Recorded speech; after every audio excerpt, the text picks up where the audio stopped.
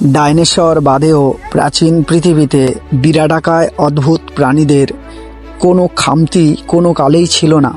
মানুষের উন্নতির সাথে সাথে বিশেষ করে হোমো সেপিয়েন্স নামক মনুষ্য প্রজাতিটির কল্যাণে বিশ্বজুড়ে একে একে এই বিশাল প্রাণীগুলো বিলুপ্ত হয়ে যায়। এক্ষেত্রে মনে হতে পারে অল্প কয়েক লাখ মানুষ আর এমন কি ধ্বংসযজ্ঞ চালাবে, কিন্তু প্রাণী জগতের খাদ্য শৃঙ্খল অত্যন্ত নাজুক ও পরস্পরের উপর নির্ভরশীল। তাছাড়া এই বিরাট প্রাণীগুলো প্রকৃতিগতভাবেই সংখ্যায় ছিল কম, জন্মহারও ছিল অত্যন্ত ধীরগতির। কয়েকটি তৃণভোজী প্রাণীর মৃত্যুর সাথে সাথে তার মাংসের উপরে নির্ভরশীল মাংসাশী শিকারীর জীবনেও প্রভাব পড়ে। মানুষের কর্মকাণ্ডের পাশাপাশি জলবায়ুর পরিবর্তনের মতো কিছু কারণেও অনেক বৈচিত্র্যময় প্রাণী বিলুপ্ত হয়ে যাচ্ছে। তাহলে চলুন জেনে নেওয়া যাক এমনই কিছু প্রাচীন প্রাণীর কথা যারা সদর্পে একসময় এই পৃথিবীতে বেড়াতো। আজকের ভিডিওতে এই সব কিছু জেনে নেব, আর চ্যানেলে নতুন হলে অবশ্যই চ্যানেলটি সাবস্ক্রাইব করবেন। তাহলে চলুন ভিডিওর দিকে এগোনো যাক। সর্বপ্রথম হলো মেগাথেরিয়াম। প্রায় 50 লক্ষ বছর আগে পিলোসিন যুগ থেকে শুরু করে 11,000 বছর আগের প্লেইস্টোসিন যুগ পর্যন্ত দক্ষিণ আমেরিকায় দাপিয়ে বেরিয়েছে এই বিশাল প্রাণীগুলো। ভূচারী স্লথরা আজকের যুগে স্লথদের পূর্বপুরুষ। পৃথিবীর অন্যতম বৃহদাকার স্তন্যপায়ী প্রাণী ছিল এরা। 1788 সালে আর্জেন্টিনার লুজন নদীর তীরে প্রথম এদের ফসিলস আবিষ্কৃত হয়।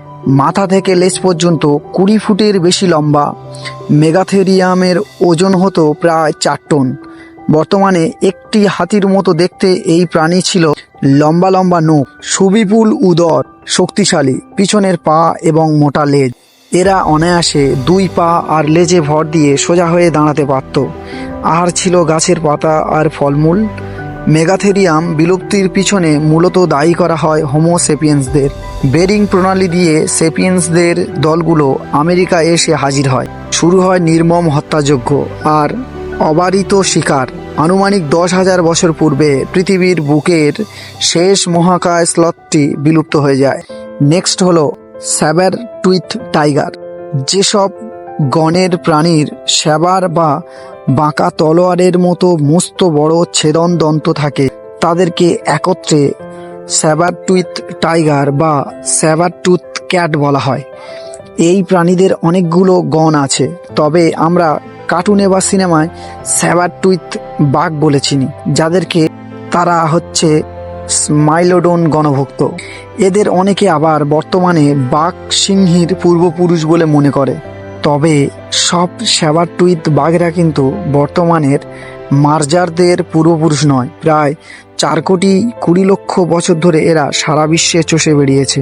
আমরা স্মাইলোডনদের নিয়ে কথা বলবো। আকারে এরা বর্তমান বাঘসিংহের মতো, তবে এদের সামনে 2 পা তুলনামূলকভাবে অনেক শক্তিশালী হতো।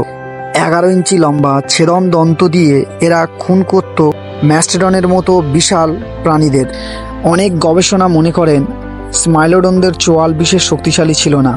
স্মাইলোডনদের বিচরণ ছিল বর্তমানে আমেরিকা মহাদেশে। আফ্রিকা আর এশিয়ার স্যাবার টুইথ বাঘেরা লোপ পেয়ে যাওয়ায় বহুকাল পরে, অন্তত 1010 বছর পরে স্মাইলোডনরা হারিয়ে যায়। ধারণা করা হয় যে স্মাইলোডনদের সংখ্যা মারাত্মকভাবে কমে যাওয়ার কারণে এই দুর্গতি স্বভাব চরিত্রে স্মাইলোডনরা ঠিক বর্তমানে সিংহের মতো ছিল। ম্যামুথাস গণভুক্ত যে কোনো প্রজাতিকে ম্যামথ বলে ডাকা হয়। আফ্রিকা, ইউরোপ, এশিয়া আর উত্তর আমেরিকার নানা অঞ্চলে এই প্রাণীগুলো 50 লক্ষ বছর আগে উদ্ভূত হয়। প্রায় 4,000 বছর আগে লোপ পায় বর্তমানে হাতিদের এই পূর্বপুরুষরা। এশিয়ার মধ্যে লোমশ ম্যামথরাই সবার শেষে বিলুপ্তি হয়েছে বলে অনেকে মনে করতে পারেন ম্যামথ খুব বিশাল আকারের প্রাণী, কিন্তু আসলে তা নয়। কোনো ম্যামথের প্রজাতি 8 থেকে 12 টন ওজনের হতো, অর্থাৎ মেরে কেটে এশীয় আর আফ্রিকার হাতিদের থেকে সামান্য বড় আকারের হবে। বর্তমানে হাতিদের মতোই তারা দল বেঁধে থাকতো। আফ্রিকা থেকে উদ্ভূত হয়ে তারা সারা বিশ্বে ছড়িয়ে পড়েছে। খুব সম্ভবত মানুষের অত্যাধিক শিকারের কারণেই ম্যামথের দল লোপ পেতে থাকে। তবে সাইবেরিয়া আর আলাস্কাতে তারা অনেক দিন টিকেছিল। এসব অঞ্চলে সবথেকে বেশি দেখা যেত লোমশ ম্যামথ। অনেক বিজ্ঞানী অবশ্য তাপমাত্রার পরিবর্তন এবং সাগর পৃষ্ঠের উচ্চতা বেড়ে যাওয়াকে দায়ী করেন। সাইবেরিয়ার বিশাল তৃণভূমি ক্রমশ বনে ঢেকে যেতে থাকলে ম্যামথরা আরও উত্তরে তুন্দ্রা অঞ্চলে চলে যায়, কিন্তু সেখানে শিকারীরা বসেছিল না। একসময় ভ্রাঙ্গেল দ্বীপের মতো কয়েকটি বিচ্ছিন্ন দ্বীপ ছাড়া অন্য কোথাও আর ম্যামথ টিকে রইল না। সেখানে আনুমানিক 3500 থেকে 5000 বছর পূর্বে তারা লুপ্ত হয়। সাইবেরিয়ার বরফের নিচে অন্তত 1.5 কোটি ম্যামথের মৃতদেহ জমাট বেঁধে আছে বলে অনেকে ধারণা করেন। আলাস্কা আর সাইবেরিয়ার আদিবাসীরা ম্যামথের দাঁত দিয়ে নানা অলংকার বানায়। অনেকে ম্যামথের জমাট বাঁধা মাংসও নাকি খেয়ে থাকে। কিছু বিজ্ঞানী বর্তমানে ম্যামথের ক্লোন বানানো যায় তা নিয়ে গবেষণা করছে। পরবর্তী হলো ম্যাস্টেডন। ম্যামথ গণভুক্ত সকল প্রজাতির প্রাণীকে মাস্টেডন হিসাবে অভিহিত করা হয়। আমেরিকায় বর্তমানে কোনো বন্য হাতি নেই, কিন্তু 10 থেকে 11,000 বছর আগেও উত্তর আর মধ্য আমেরিকায় গহীন জঙ্গলে চষে বেড়াতো এই হাতির সাদৃশ্য প্রাণীগুলো। 1705 সালের প্রথম এদের কোনো হাড়গোড়ের অংশ খুঁজে পাওয়া যায়। শুরুতে এদেরকে ম্যামথ গোত্রীয় বলে মনে করা হলেও শখানেক বছর পরে বিজ্ঞানীরা মাস্টোডনকে ম্যামথ থেকে সম্পূর্ণ আলাদা বলে অভিহিত করেন। মাস্টোডনরা বর্তমান যুগের হাতিদের দূর সম্পর্কের আত্মীয়। আকার আকৃতিতে তারা হাতিদের মতোই। দলবদ্ধ জীবনে অভ্যস্ত মাস্টোডনদের বেশ কয়েকটি প্রজাতি ছিল। গাছের পাতা ছিল তাদের মূল খাদ্য। আনুমানিক 13,000 বছর আগে আমেরিকাতে বেরিং প্রণালী দিয়ে মানুষের প্রবেশ করে। মাস্টোডনরা এই নতুন প্রজাতির শিকারীদের ব্যাপারে বিশেষ কিছু জানত না, বিধায় কাতারে কাতারে মারা পড়তে থাকে তারা। 11 থেকে 10,500 বছর পূর্বে তারা পৃথিবী থেকে চিরদিনের জন্য বিদায় নেয়। এবং নেক্সট হলো ডিপ্রোটোডন। আদিম অস্ট্রেলিয়ার লোকগাথা অনুসারে জলা আর নদীতে থাকে বুনিপ নামের এক ভয়ঙ্কর প্রাণী। জলহস্তির মতো আকৃতি এই বুনিপকে নিয়ে আদিবাসী অস্ট্রেলীয়দের ভয়ের শেষ ছিল না। পরে ইউরোপীয়রা অস্ট্রেলিয়া দখল করে নিলে তারাও বুনিপ সংক্রান্ত গল্পগাথার খোঁজ পায় এবং যথারীতি বুনিপ আবিষ্কারের চেষ্টা শুরু হয়।